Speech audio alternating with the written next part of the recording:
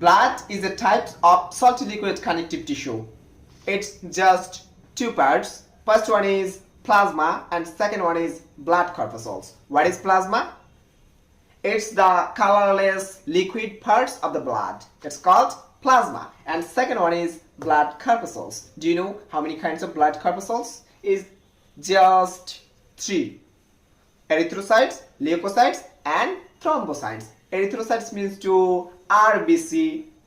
RBC means to red blood corpuscles. They have hemoglobin. As a result, blood is red. And second one is WBC. It's white blood corpuscles. And third one is platelets. It's called platelets. You understand? Yes. তাহলে আমরা যেটা বুঝতে পারলাম রক্তের হচ্ছে দুটি উপাদান, একটি হচ্ছে রক্তরস আর একটি হচ্ছে রক্তকণিকা। ওকে, রক্তরস হচ্ছে রক্তের কালারহীন অর্থাৎ বর্ণহীন অংশকে রক্তরস বলা হয়, আর